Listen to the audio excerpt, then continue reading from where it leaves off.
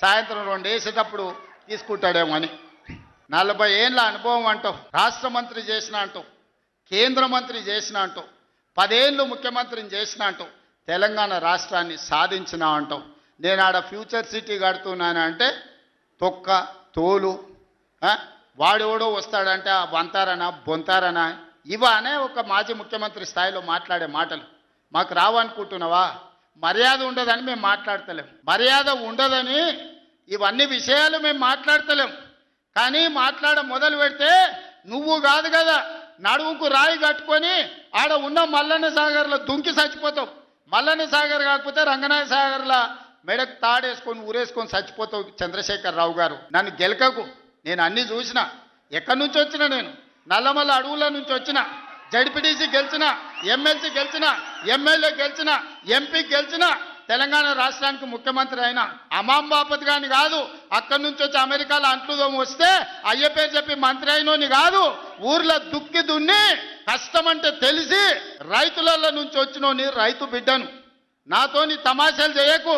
Dubai passport బ్రోకర్ల దందా చేయలే, రియల్ ఎస్టేట్ బ్రోకర్ దందా చేస్తుంది ప్రభుత్వం అంటున్నాడు. రియల్ ఎస్టేట్ వ్యాపారం పెంచుతుంది, రియల్ ఎస్టేట్ ఆదాయాన్ని పెంచుతుంది, రియల్ ఎస్టేట్ అభివృద్ధిని తీసుకొస్తుంది.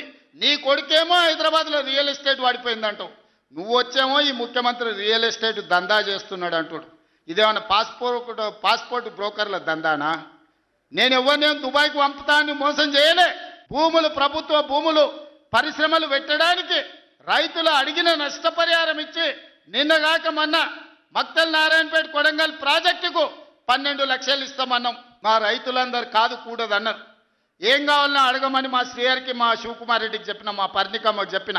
వాళ్ళు పోయి మాట్లాడిను. వాళ్ళు అడిగింది నాకు వచ్చి చెప్పురన్న. వాళ్ళు 20 లక్షల ఎకరం కావాలన్నారు. పిలిచి క్యాబినెట్లో పెట్టి ఎకరాకి 20 లక్షల దాకా ఇచ్చి 96% ప్రజలు ఏకగ్రీవంగా ఆమోదిస్తే వాని భూమి పోయిన దుఃఖంలో ఉంటాడు, 10 రూపాయలు ఎక్కువ ఇవ్వాలని 20 లక్షల ఎకరాలాగా చెల్లించి నిన్నగాక మన లగచర్లలో లేకపోతే హకీంపేటలో పోలేపల్లె భూమి తీసుకున్నాం. మొదట్లో 7 లక్షలు అన్నారు. అధికారులతో పంచాయతీ పెట్టుకోరు. పాపం తెలిసి తెలియక వాళ్ళు చేసిన అబద్ధాలకు ఈరోజు పంచాయతీ పెట్టుకోరు. చివరికి అడిగినాం, 20 లక్షలు 22 లక్షలు కావాలని ఇచ్చినాం. ఇందిరమ్మ ఇల్లు కావాలన్నారు, ఇచ్చినాం. అక్కడ అభివృద్ధి ఏం కావాలన్నో చేస్తామని చెప్పినాం. ఆడకు జూనియర్ కాలేజ్ ఇచ్చినాం, మెడికల్ కాలేజ్ ఇచ్చినాం, ఇంజనీరింగ్ కాలేజ్ ఇచ్చినాం, డిగ్రీ కాలేజ్ ఇచ్చినాం, అగ్రికల్చర్ కాలేజ్ ఇచ్చినాం, వెటర్నరీ కాలేజ్ ఇచ్చినాం. ఈరోజు సైనిక్ స్కూలు ఈ రాష్ట్రంలోనే లేదు. సైనిక్ స్కూల్ని కూడా ఈరోజు లగచర్ల కాడికి తీసుకొచ్చి పెట్టినాం.